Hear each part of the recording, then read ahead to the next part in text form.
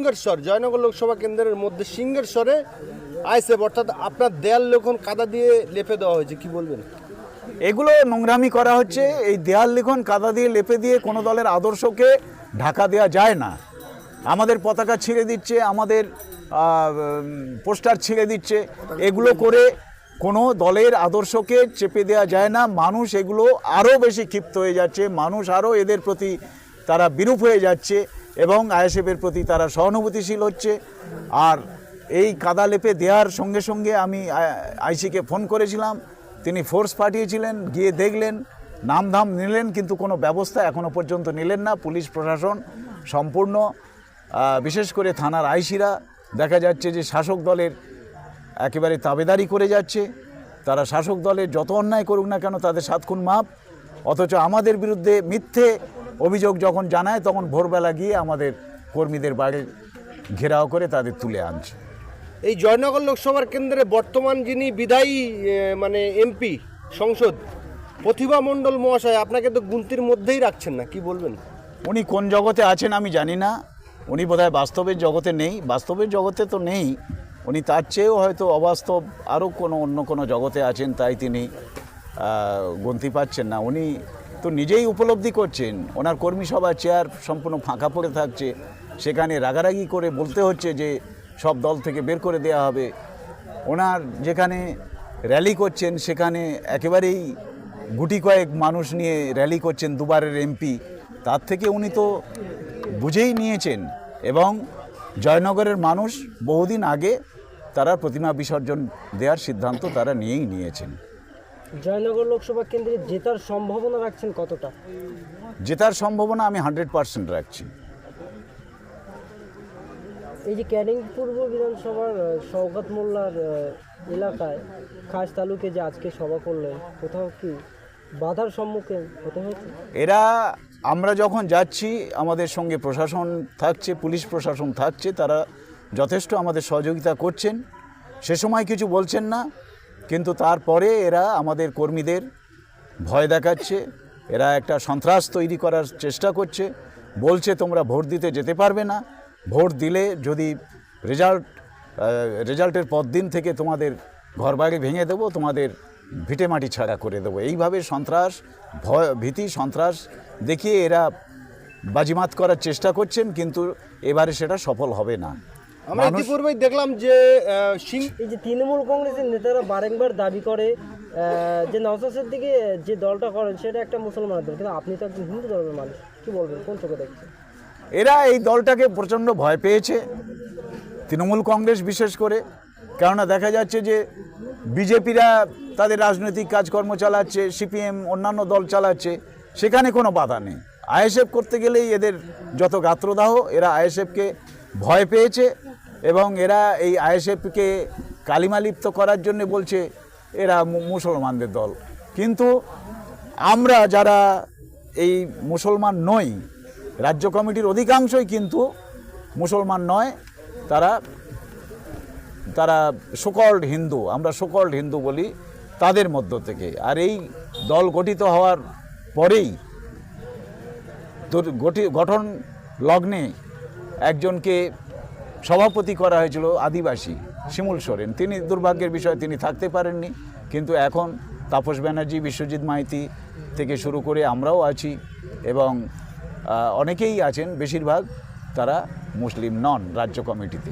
আমরা দেখেছি গতবারে বিধানসভা ভোটে একেবারে তৃণমূল কংগ্রেসের লিটল বাহিনী বললেও ভুল হবে না, তারা যেভাবে সাধারণ মানুষের উপর অত্যাচার করেছিল, এবারও লোকসভা ভোটে সেই অত্যাচার যদি আবারও নেমে আসে? না, এবারে আর তা হওয়ার সুযোগ নেই, কেননা এদের পিছনে মানুষ নেই এবং এদের লেটেল গুন্ডা বাহিনীরা ঘুরছে বটে ওদের সঙ্গে, মুষ্টিমেয় কয়েকজন ছাড়া যারা লুটেপুটে খাচ্ছে, যাদের স্বার্থ রয়েছে তারা ছাড়া ওদের অধিকাংশই তারা কিন্তু পা টেনে নিয়েছে এবং সঙ্গে ঘুরলেও তারা কিন্তু এইগুলোকে মেনে নিতে পারছে না। ফলে এরা কিন্তু এখন ভয় পেয়েছে এবং এরা প্রমাদ গুনছেন যে লোকসভা ভোটের রেজাল্ট খারাপ হলে এরা একেবারেই চুপসে যাবে। দেখবেন খারাপ তো হবেই এবং এরা একেবারেই চুপসে যাবে এবং এদের সঙ্গে আর কোনো মানুষ থাকবে না। আর সাধারণ মানুষ ঐক্যবদ্ধ হয়েছে, জনশক্তি শেষ কথা বলবে, তারা ঐক্যবদ্ধভাবে এই সন্ত্রাসের মোকাবিলা করবে। গুটি কয়েক গুন্ডা মস্তান দেশ চালাতে পারে না। এটা হচ্ছে বিশ্বের বৃহত্তম গণতান্ত্রিক দেশ। এই দেশে গুটি কয়েক গুন্ডা মস্তানের গুন্ডাগিরি, তাদের জমিদারি এই সাধারণ মানুষ আর বরদাস্ত করবে না। পাহাড় থেকে সাগর পর্যন্ত মানুষ জেগে গেছে, তারা আর এই গুন্ডাগিরিকে বরদাস্ত করবে না। 543টা সিট লোকসভার সারা ভারতবর্ষে, পশ্চিমবাংলায় রয়েছে 42টা। পশ্চিমবাংলার শাসক দল তারা দাবি করছে আমরা উন্নয়ন করেছি, কিন্তু আমরা দেখতে পাচ্ছি লোকসভা শুরু হওয়ার পর থেকেই বিভিন্ন জায়গায় বিরোধীদের উপর আক্রমণ করা হচ্ছে। যদি এইটাই হয়ে থাকে তাহলে এই যে সাধারণ মানুষের ট্যাক্সের পয়সা নিয়ে কোটি কোটি টাকা খরচা করে এই যে ইলেকশন করারও কোনো মানে হয়? এরা উন্নয়ন করেছি বলছে, তাহলে এদের এত ভয় কিসের? মানুষ সুষ্ঠুভাবে গণতান্ত্রিক অধিকারকে প্রয়োগ করতে দিন না। উন্নয়নের জোয়ার বইছে, তাহলে তোমাদের জনগণ তো তোমাদের স্বতঃস্ফূর্তভাবে সমর্থন করবে। তোমরা ভোট সন্ত্রাস তৈরি করে মানুষের ভোট দিতে দিচ্ছ না। তার বিশ্বের এই যে গত পঞ্চায়েত ভোটের সন্ত্রাস বিশ্বের সর্বকালীন রেকর্ড ছাড়িয়ে গেছে। এই ক্যানিং পূর্ব, ক্যানিং পশ্চিম, ক্যানিং পশ্চিমে 274টা সিটের মধ্যে একটিও বিরোধী প্রার্থীরা নমিনেশন দিতে পারেনি। বোম বন্দুক নিয়ে তাদের হটিয়ে দেওয়া হয়েছে, মেরে হটিয়ে দেওয়া হয়েছে। তো এত ভয় কিসের? আর এরা বলছে যে আমরা উন্নয়ন করেছি। উন্নয়ন এদের কিছুই নেই।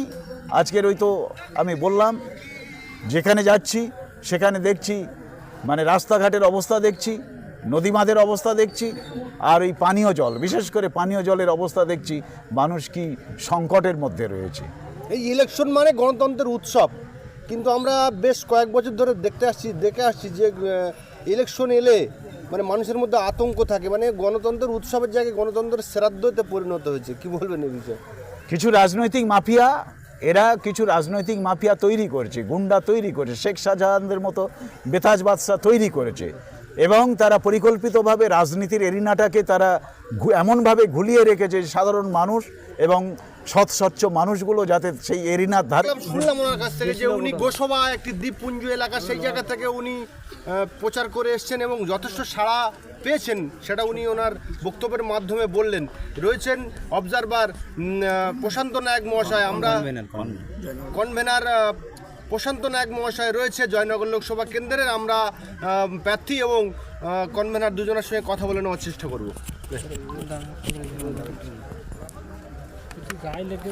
হ্যালো, চেক কথা।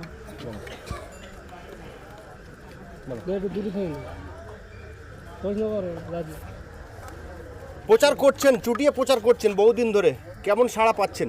বিপুল সাড়া পাচ্ছি। সমস্ত জায়গা, সমস্ত স্তরের মানুষ, জাতি ধর্ম বর্ণ নির্বিশেষে তারা এসে দুহাত তুলে তারা আইএসএফকে সমর্থন জানাচ্ছেন।